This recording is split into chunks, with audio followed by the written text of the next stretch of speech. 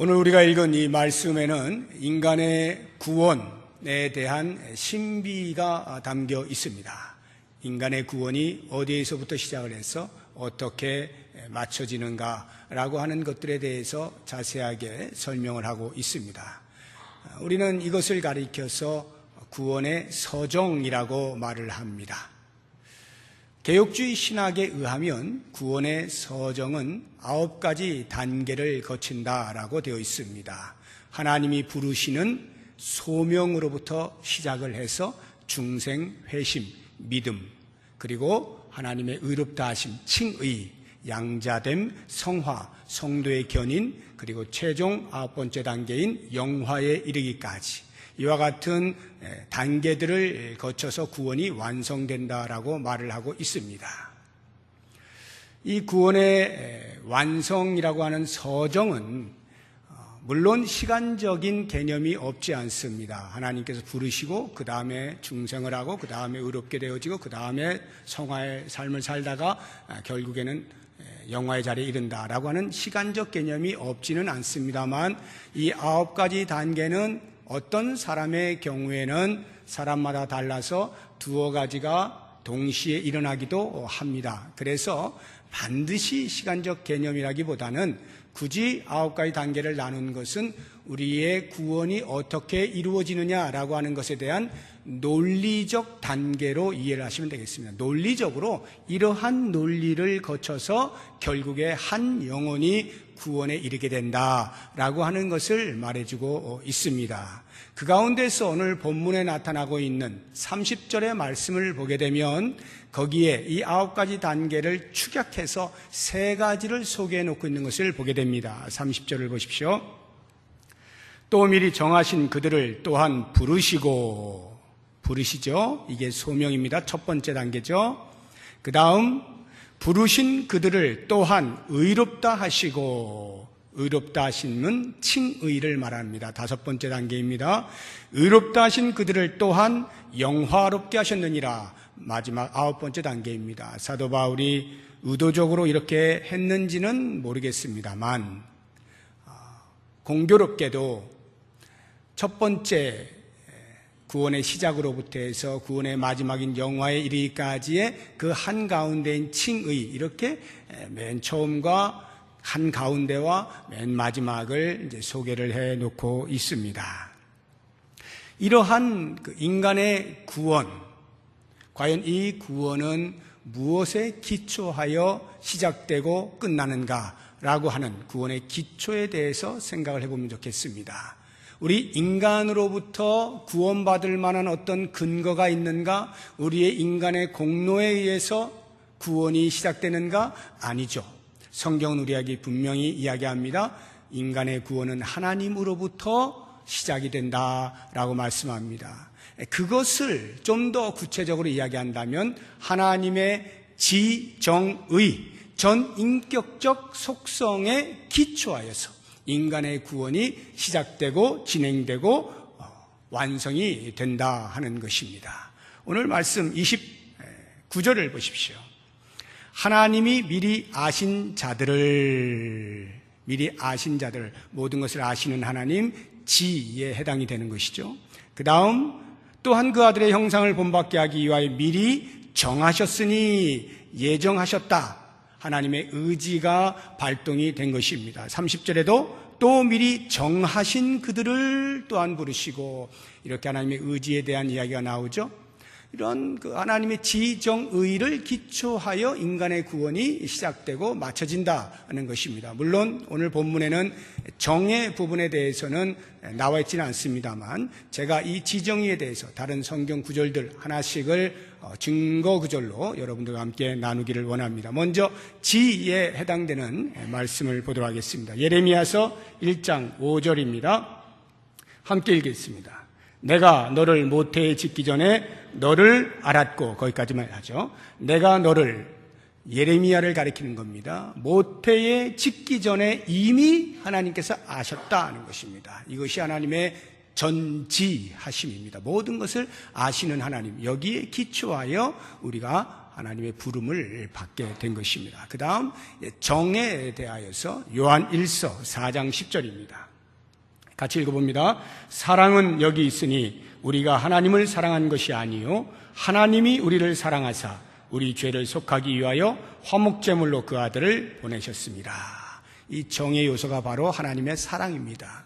우리가 하나님을 사랑한 게 아니라 하나님이 우리를 먼저 사랑하심으로 그의 아들을 화목제물로 보내셔요. 그래서 요한복음 3장 16절에도 하나님이 세상을 이처럼 사랑하사 독생자를 주셨다라고 말씀합니다. 이 하나님의 사랑에 근거하여서 우리의 구원이 발생하는 것입니다. 이제 의지적인 부분을 보겠습니다. 사도행전 13장 48절입니다. 같이 읽습니다. 이방인들이 듣고 기뻐하여 하나님의 말씀을 찬송하며 영생을 주시기로 작정된 자는 다 믿더라. 하나님께서 의지를 발동하시는 거예요. 예정하시는 겁니다. 미리 정하시는 행동을 하시는 겁니다. 그것에 따라서 우리들이 믿게 되어지는 구원을 얻게 된다라고 하는 것입니다. 자, 이와 같은 하나님으로부터 오는 행위에 의하여서 인간의 구원이 일어난다라고 할 때 하나님은 왜 우리 인간들을, 그 타락하여 죽었던 인간들을 이렇게 먼저 행동하심으로 구원하셨을까? 구원의 목적을 알 필요가 있습니다. 오늘 본문의 말씀 29절을 보십시오. 하나님이 미리 아신 자들을 또한 그 아들의 형상을 본받게 하기 위하여 미리 정하셨습니다. 정하시는 것으로부터 해서 인간의 구원이 일어나지 않습니까? 그런데 그 정하신 목적이 뭐라고요?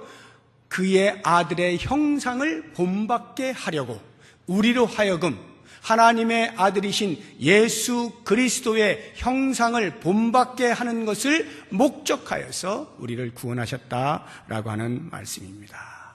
자, 여기에 형상이 무엇일까? 주님의 형상, 예수님의 형상, 그것은 좀 더 쉽게 말을 하면 주님의 모습 또는 주님의 수준, 이렇게 이해를 하시면 되겠습니다. 주님의 모습, 주님의 수준을 본받게 하려고, 본받는다는 것은 닮는다는 말입니다. 닮게 하려고, 예수님처럼 되게 하려고 우리를 구원하셨다라고 하는 것입니다. 물론 우리를 구원하신 목적이 다른 성경에 여러 다른 목적을 가지고 우리에게 말해주기도 합니다만, 오늘 본문의 말씀 안에서 우리가 볼 때 이렇게 예수님처럼 되는 것을 목적하여 하나님께서 우리를 구원하여 주신 것입니다. 자, 그렇다고 한다면 이제 이 하나님의 뜻을 따라서 예수 그리스도의 형상, 예수 그리스도의 모습 또는 그 수준이 과연 어떠한 것인가 라고 하는 것을 구체적으로 오늘 본문의 말씀을 통해서 한 3가지 정도를 같이 묵상을 해보도록 하겠습니다. 가장 먼저 주님의 형상이라고 할 때 그것은 곧 주님의 하나님의 아들 되심을 말하는 것입니다. 하나님의 아들 되심.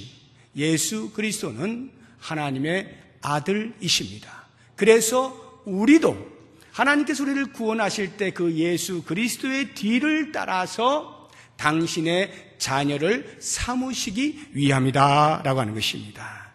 29절을 한번 보십시오. 하나님이 미리 아신 자들을 또한 그 아들의 형상을 본받게 하기 위하여 미리 정하셨으니 그 다음 이는 그로 많은 형제 중에서 맏아들이 되게 하려 하심이니라. 예수님을 맏아들 되게 하시려고 우리를 구원하셨다는 거예요. 많은 형제 중에서, 그 형제가 누굽니까?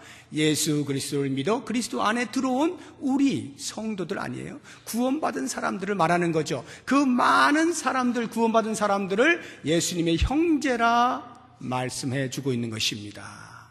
예수님이 맏아들이라고 하면 당연히 밑으로 동생들이 있다라고 하는 뜻이겠죠. 우리 예수님께서는 언제나 하나님의 아들이셨어요. 영광의 보좌에 계실 때부터 하나님의 아들로 계셨습니다. 그리고 이 땅에 낮고 천한 인간의 몸으로 성육하여 내려오실 때에도 역시 하나님의 아들이셨습니다. 사람들이 알아보지 못하고 예수님을 조롱하고 무시하고 배반하고 거절하고 심지어는 죽이는 십자가에 못 박는 그때까지도 여전히 예수님은 하나님의 아들이셨습니다. 그래서 마지막 숨을 거두시는 그 순간 예수님께서 아버지를 부르시면서 아버지여 내 영혼을 부탁합니다 하고 숨을 거두시죠. 처음부터 마지막까지 우리 예수님은 하나님의 아들이셨어요. 그것을 증명이라도 하시듯이 예수님께서는 부활하셔서 승천하시고 하나님의 보좌 우편에 앉아 계시죠. 이 모든 것들이 예수 그리스도는 하나님의 아들이시다라고 하는 것을 증거하고 있는 것입니다. 그렇다고 한다면 우리를 구원하시니 바로 이와 같은 예수님의 하나님의 아들 되심처럼 우리도 하나님의 아들 되게 하심이다라고 하는 것인데 과연 성경이 우리에게 그것을 이야기하고 있는지 한번 살펴보겠습니다. 히브리서 2장 11절입니다. 히브리서 2장 11절 같이 읽어봅니다. 거룩하게 하시는 이와 거룩하게 함을 입은 자들이 다 한 근원에서 난지라 그러므로 형제라 부르시기를 부끄러워하지 아니하시고 예수님과 우리를 형제라 이렇게 불러주시는 겁니다. 에베소서 1장 5절 말씀입니다. 같이 읽어봅니다. 그 기쁘신 뜻대로 우리를 예정하사 예수 그리스도로 말미암아 자기의 아들들이 되게 하셨으니 하나님께서 예수 그리스도 안에 있는 우리들을 당신의 아들이라 칭해 주신 겁니다. 히브리서 12장 7절 8절 말씀 같이 읽어봅니다. 너희가 참음은 징계를 받기 위함이라 하나님이 아들과 같이 너희를 대우하시나니 어찌 아버지가 징계하지 않는 아들이 있으리요. 징계는 다 받는 것이거늘 너희에게 없으면 사생자요 친아들이 아니니라. 아버지가 있고 아들이 있습니다. 아들이 잘못된 길을 갑니다. 아버지가 모른 척합니다. 그래 네 인생이니까 네 마음대로 살아. 그러면 그 아버지는 친아버지 아니라는 거죠. 그 아들이 친아들이 아니라는 거예요. 친아들이라면 징계를 통해서라도 그 잘못된 길을 가지 못하도록 한다는 것이죠.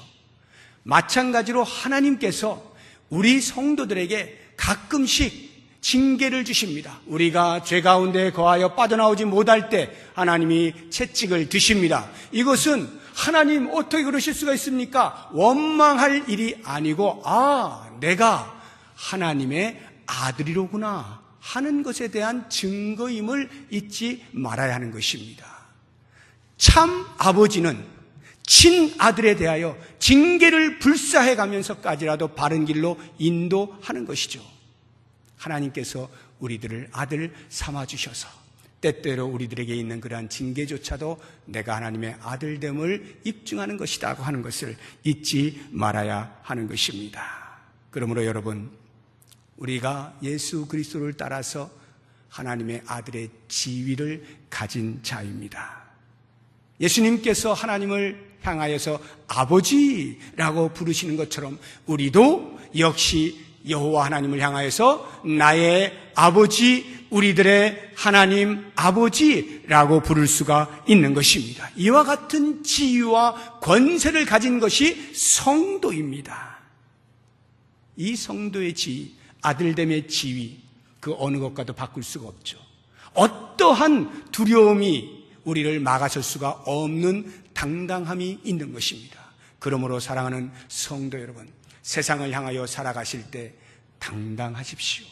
하나님의 아들의 권세를 가진 하나님의 아들의 지위에 있는 존재임을 잊지 마시고 세상을 향하여 언제나 당당하게 살아가실 수 있기를 바랍니다.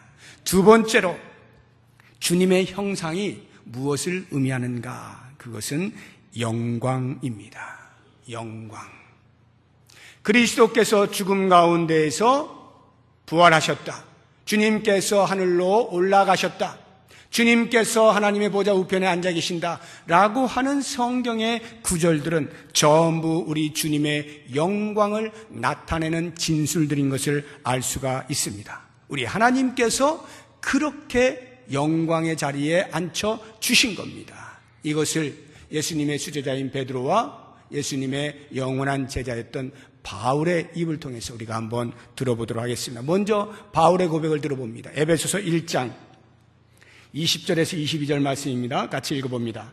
그의 능력이 그리스도 안에서 역사하사 죽은 자들 가운데서 다시 살리시고 하늘에서 자기 오른편에 앉히사 모든 통치와 권세와 능력과 주권과 이 세상뿐 아니라 오는 세상에 일컫는 모든 이름 위에 뛰어나게 하시고 또 만물을 그의 발 아래에 복종하게 하시고 그를 만물 위에 교회의 머리로 삼으셨느니라.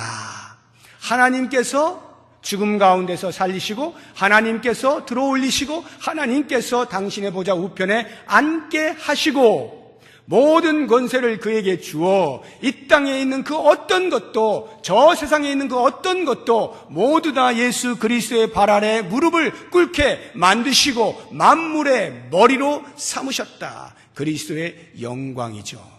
이것을 좀 더 단순 명료하게 사도 베드로가 표현을 해 놓았습니다. 사도행전 3장 13절 말씀 같이 읽어봅니다. 아브라함과 이삭과 야곱의 하나님 곧 우리 조상의 하나님이 그의 종 예수를 영화롭게 하셨느니라. 아주 단도직입적으로 이야기하는 거죠. 그의 종 예수 그리스도를 영화롭게 하셨다. 바로 이와 같은 그리스도의 영광이 우리의 구원의 목적이라는 거예요. 그리스도께서 영광 가운데 계시니까 우리도 그 영광에 동참하게 하신다라고 하는 것입니다. 정말로 그럴까요? 에베소서 2장 5절 6절 말씀 같이 읽어보겠습니다. 허물로 죽은 우리를 그리스도와 함께 살리셨고 너희는 은혜로 구원을 받은 것이라. 6절 또 함께 일으키사 그리스도 예수 안에서 함께 하늘에 앉히시니. 거기를 보시면 독특한 표현이 있죠. 함께 살리시고 함께 일으키시고 함께 앉히신다. 누구와 함께요? 예수 그리스도와 함께. 그리스도께서 부활하시고 승천하시고 하나님 보좌 우편에 앉으신 것이 영광이라고 말씀을 드렸습니다. 우리를 동일하게 그리스도와 함께 살리시고 그리스도와 함께 올리시고 그리스도와 함께 보좌에 앉혀주시는 영광에 동참하게 하시는 하나님의 약속의 말씀이 우리에게 있는 것입니다. 사랑하는 여러분, 하나님께서 우리를 구원하셨어요. 구원을 하셨어요. 죄 가운데서 자유하게 하셨어요. 그리고 하나님께서 자 이제부터는 네 마음대로 살아라 하고 방치하시지 않습니다. 이미 우리가 지난 몇 주간 동안 계속 살펴본 것처럼 영광의 자리에 이를 때까지 우리 하나님께서는 성령을 통하여서 우리를 계속 도우시는 거죠. 그 영광의 자리에 이르기까지 우리를 도와주셔요. 그래서 그리스도의 영광에 동참하는 영광을 누리게 하시는 겁니다. 그러므로 여러분, 우리가 이 땅을 사는 동안에 설령 때때로 고난을 당하게 될 때, 그 고난의 길을 걷게 될 때 두려워하지 마십시오. 그 고난의 길을 다 걷고 나면 제일 마지막에 영광의 문이 우리를 기다려요. 그래서 그 영광의 문을 우리가 열고 들어가게 되면 거기에 그리스도의 영광이 우리를 기다리고 있어요. 그 영광이 우리가 동참하게 됩니다. 사도 요한이 반모섬에 잡혀가 있는 동안에 하나님께서 환상을 보여주시지 않습니까? 그것을 기록해 놓은 것이 요한계시록이잖아요. 그 계시록에 보면 사도 요한이 천국을 바라봅니다. 얼마나 기가 막힌 곳인지. 요한계시록 22장에 보면 천국에 대해서 쫙 설명이 나요. 그 가운데서 한 절만 우리가 한번 보겠습니다. 요한계시록 22장 5절 말씀입니다. 같이 읽어봅니다. 다시 밤이 없겠고 등불과 햇빛이 쓸데없으니 이는 주 하나님이 그들에게 빛이심이라. 그들이 세세토록 왕노릇하리로다.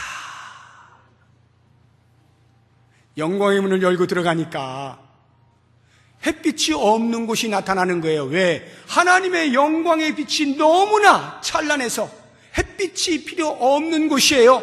밤이 없는 곳입니다. 그러한 곳에서 우리가 어떻게 해요? 영원토록, 세세토록, 영원토록 왕 노릇한다.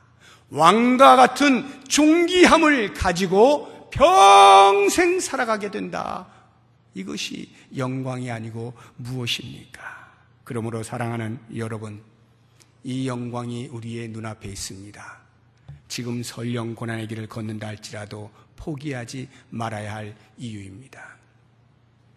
우리가 6월을 호국 보훈의 달이라 말을 합니다. 우리나라는 아직도 통일이 안 되어 있습니다. 참 안타까운 일이죠. 통일을 우리 모두가 염원하고 있습니다. 이 염원의 마음이 저 옛날 6.25 전쟁이 끝난 그 바로 다음 해인 1954년에 민족 시인이었던 노산 이은상 씨도 동일하게 품고 그것을 시에다가 읊었습니다. 이렇게 읊었어요. 고난의 운명을 지고 역사의 능선을 타고 이 밤도 허위적거리며 가야만 하는 결례가 있다. 고지가 바로 적인데 예서 말 수는 없다.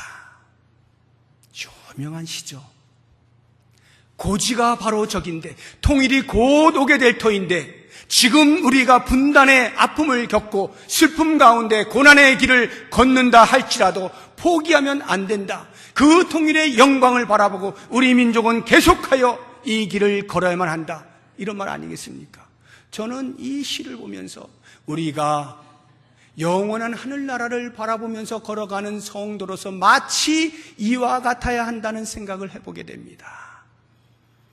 이 땅을 사는 동안에 우리에게 고난이 있을 수가 있어요. 그러나 그것을 피하지 마십시오. 그 고난의 길을 걷다가 중도에 멈추어 서지 마십시오. 그냥 풀썩 주저앉아서 포기하지 마십시오. 그러기에는 너무나도 분명한 영광이 우리 앞에 놓여 있는 거예요. 예수 그리스도께서 누리시고 있는 그 영광이 우리 앞에 놓여 있는 거예요.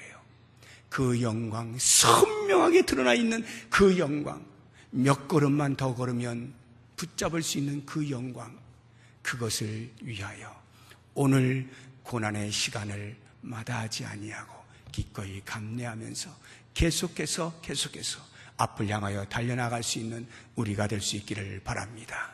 이제 마지막 한 가지, 세 번째로 주님의 형상이 무엇을 의미하는가? 그것은 곧 주님의 성품입니다. 주님의 성품. 우리가 주님의 성품이라는 말을 할 때 떠올리는 구원의 서정 가운데 하나가 성화라고 하는 단어인데요. 이 성화는 과정을 이야기하는 것입니다. 우리가 예수를 믿었어요. 죄 가운데에서 건짐을 받았어요. 그렇다고 해서 하루아침에 예수님처럼 거룩해질 수 있는 것이 아니죠. 반드시 우리의 신앙의 삶의 과정, 여정, 시간, 사건들이 반드시 필요합니다. 그것들을 다 겪어서 결국에는 그리스도의 성품, 온전하신 그 자리에까지 이룰 수 있다라고 하는 것입니다. 이것을 우리들에게 알려주고 있는 말씀이 28절 말씀이에요. 한번 보시죠.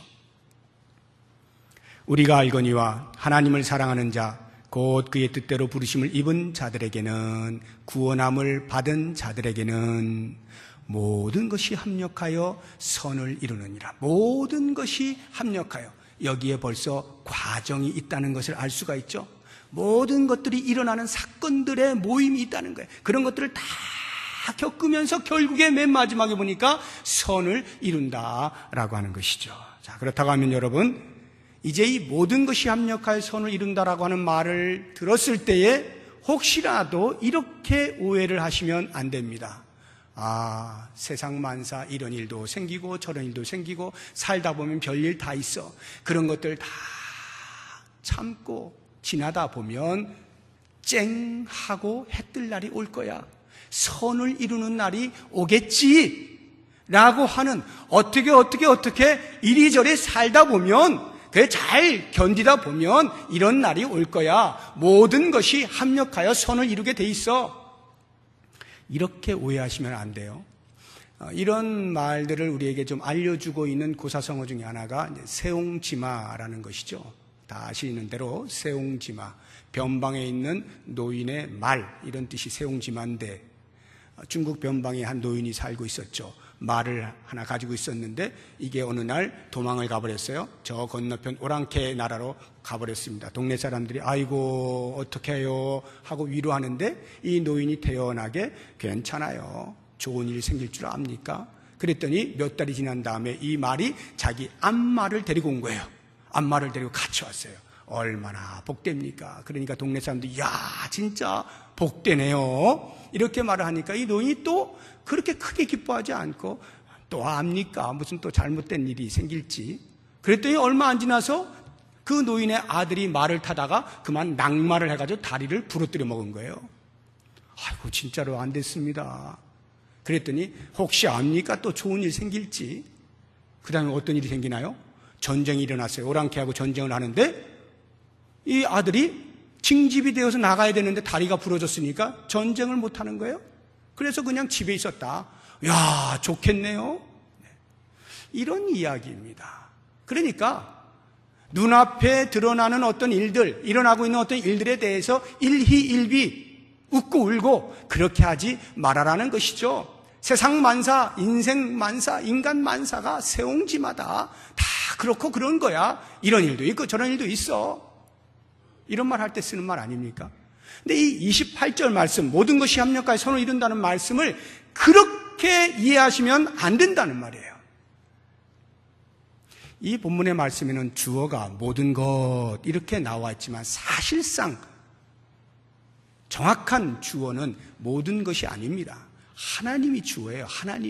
하나님께서 우리 성도의 주변에서 일어나는 모든 일들을 다 모아서 결국에는 하나님께서 원하시는 선의 자리로 이끌어 가신다, 이런 뜻이에요. 그러니까 이 28절의 말씀은 철저하게 하나님의 섭리에 대한 이야기입니다. 우리 성도에게는 우연이라는 게 없어요. 저절로 어떤 일이 일어났어요. 재수 좋아. 이런 말들은 성도에게 해당이 되는 것이 아니에요. 어떤 경우에도 하나님의 섭리 안에서 일어나는 것임을 우리가 신앙으로 고백하고 실제로 그렇게 되어지는 겁니다. 이 28절 말씀이 바로 그런 말씀이에요. 바로 이와 같은 모든 일들을 하나님께서 다 섭리하셔서 결국에는 우리로 하여금 예수 그리스도의 수준에까지 이르게 하신다. 예수 그리스도의 성품을 온전히 닮아가는 자리에까지 이르게 하신다라고 하는 말씀이죠. 자, 그렇다고 한다면 여러분, 모든 일이 뭡니까? 모든 일. 말 그대로 모든 일이죠. 크게 둘로 나누면 뭡니까? 하나는 좋은 일, 하나는 나쁜 일이겠죠. 이 둘을 다 합하여 이런 뜻이에요. 좋은 일이 일어날 때에도 선을 향하여, 나쁜 일이 일어날 때에도 선을 향하여. 그러니까 좋은 일이 우리에게 일어날 때 교만하면 안 돼요. 그것을 가지고 자랑하고 뻐기면 안 됩니다. 사람들 앞에서 우쭐우쭐거리면 안 됩니다. 내가 뭔가 내세울 만한 그런 좋은 일들이 많이 일어난다 해서 사람들을 얕잡아보고 우습게 보고 나는 이런 사람이야. 심지어는 거기에 하나님의 이름까지 들먹거리면서 하나님이 나한테 이런 복을 주셨어. 이러면 안 되는 거예요. 나쁜 일이 일어났습니다. 그때 실망하면 안 됩니다. 낙심하면 안 돼요. 좌절하면 안 됩니다. 왜? 그 모든 좋은 일과 나쁜 일들을 다 엮어서 하나님께서 원하시는 목적으로 데리고 가신다, 이 말이에요. 그래서 여러분, 좋은 일이 일어날 때 어떻게 해야 돼요? 그 하나님이 데리고 가실 그 목적을 바라보고 겸손히 지금 내가 해야 할 일을 하는 것입니다. 성경의 인물 가운데 이보다 더 좋을 수 없는 인물이 있어요. 에스더입니다. 에스더는 노예, 포로였습니다. 포로의 삶에서 하루아침에 그 나라의 왕후가 됩니다. 아하수에로 왕이 그 와스디라고 하는 왕후를 폐위시킨 다음에 새로운 왕후를 뽑는데 거기에 에스더가 뽑히지 않습니까? 어떻게 포로의 신분에서 한 나라의 왕후의 자리에 이를 수가 있습니까? 이처럼 좋을 수가 없어요. 그러면 이렇게 좋을 때, 자, 이제 내가 왕후가 되었다 하고 자랑하고 뻐기고 우쭐댈 일이 아닙니다. 분명히 그렇게 하실 때에는 하나님의 선을 이루시는 목적이 있어요. 그것을 볼 수 있어야 됩니다. 그런데 에스더가 그걸 못 보죠. 모르드게가 그 사실을 알려줍니다. 하만 장군의 음모 때문에 모든 유대 민족이 다 죽게 되었을 때에 모르드게가 에스더에게 말합니다. 에스더야, 왕에게 나아가서 이 사실을 알리고 우리 민족을 구원하도록 해라. 그런데 에스더가 겁을 먹죠. 지금 왕이 나를 안 부른 지 오래됐습니다. 그 당시에 왕이 부르지 않는데 나아가면 그냥 죽는 거예요, 그 자리에서. 그러니까 겁이 나가지고 덜덜덜 거리는데 모르드게가 그 에스더에게 네가 지금 왕후가 된 것이 하고 알려주는 말씀이 있어요. 같이 한번 찾아보겠습니다. 에스더서 4장 14절 같이 읽어봅니다. 이때에 내가 만일 잠잠하여 말이 없으면 유다인은 다른 데로 말미암아 노임과 구원을 얻으려니와 너와 내 아버지 집은 멸망하리라. 내가 왕후의 자리를 얻은 것이 얼마나 놀랐습니까? 에스더가 왕후가 된 것이 에스더가 잘나서 된 것이 아니라 하나님의 어떤 목적이 있어서 그에게 좋은 일을 일어나게 한 거예요. 이때를 위함이 아닌 줄 누가 알겠는가? 온 유대 민족이 멸망하게 되어질 그 위기의 상황에 그 민족을 구원하기 위하여 에스더를 미리 왕후가 되게 하는 좋은 일, 하나님의 섭리 가운데 있게 하셨다는 말이에요. 바로 이 사실을 깨닫고 그 하나님의 하실 일에 동참하는 것이 성도의 모습이라는 거예요. 나쁜 일의 대명사는 요셉이죠. 우리가 지난주에도 계속 이렇게 보고 있습니다만 요셉만큼 나쁜 일 당한 사람이 어디 있습니까? 그런데 그가 이렇게 고백을 하죠. 창세기 50장 20절 말씀 같이 읽어봅니다.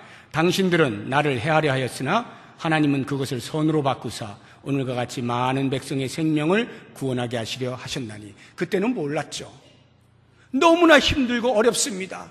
왜 애매히 형들에게 팔려야 됩니까? 왜 애매히 그 보디발의 아내의 음모에 감옥에 가야 됩니까? 아무리 생각해도 이해가 되지 않습니다. 그런데 지나고 보니까 그 모든 나쁜 일들이 나중에 요셉으로 하여금 국무총리가 되게 해서 그 민족과 주변에 있는 모든 민족들을 살리게 하시려는, 구원케 하시려는 하나님의 선, 그 목적이 있었음을 아는 것 아닙니까? 그렇습니다. 하나님께서는 우리 성도의 삶에서 일어나는 모든 일들에 대하여 다 간섭하고 계시고 개입하고 계셔요. 그게 하나님의 섭리예요. 그런데 어느 하나라도 목적 없이 일어나는 일들이 없어요. 마치 퍼즐이 엄청나게 많은데 그 한 개 한 개의 퍼즐을 보면 이게 뭘 말하는지 도무지 알 길이 없지만 하나하나 맞추다 최종 마지막 하나를 맞췄을 때 그 선명한 그림이 드러난 순간에 하나님의 섭리의 끝이 무엇임을 아는 것처럼 우리의 인생 가운데 일어나는 많은 일들이 좋고 나쁜 것을 막론하고 모든 것이 합력하여서 하나님이 계획하고 계시는 선을 향하여 달려간다는 것. 그 선이 뭐예요? 그리스도처럼 되는 것, 그리스도의 성품에 이르는 것 아닙니까? 이제 여러분 오늘 말씀을 마치려고 합니다. 오늘 말씀의 제목이 주님의 형상을 본바다입니다. 이것은 하나님께서 우리를 구원하실 때 가지고 계셨던 목적입니다. 우리가 주님처럼 되는 거예요. 아주 단도직입적으로 이렇게 말을 써놓은 그런 구절이 있어요. 사도 요한이 한 말인데 우리 같이 한번 결론으로 한번 찾아보도록 하겠습니다. 요한일서 3장 2절 말씀입니다. 같이 읽습니다. 사랑하는 자들아, 우리가 지금은 하나님의 자녀라. 장래에 어떻게 될지는 아직 나타나지 아니하였으나 그가 나타나시면 우리가 그와 같을 줄을 아는 것은, 예수님이 다시 나타나시면, 재림하시면 우리가 그와 같을 줄 아는 것은 무슨 말이에요? 예수님처럼 된다는 거예요. 우리가 예수님처럼 된다는 거예요. 이것이 하나님께서 우리를 구원하신 목적이에요. 그러므로 사랑하는 성도 여러분, 우리가 예수 그리스도처럼 되어지는 그 영광스러움을 바라보면서 이 세상을 살아갈 때 하나님의 아들로서 당당하게 살아가시고 곧 있게 되어질 그리스도의 영광에 동참할 그날을 바라보면서 오늘의 고난을 넉넉히 견디어 내시고 이 땅을 사는 동안에 우리에게 일어나는 온갖 일들이 전부 그리스도의 성품에 닮아가게 하시는 하나님의 만져주심인 것을 깨달아서 이 모든 삶에서 하나님께서 어떻게 하시는지를 똑똑히 보시고 주님께서 예배해 놓으신 그 영광스러움에 우리 모두가 함께 동참할 수 있는 복이 있기를 주의 이름으로 축복합니다. 기도하겠습니다. 하나님, 이 놀라운 비밀을 말씀을 통하여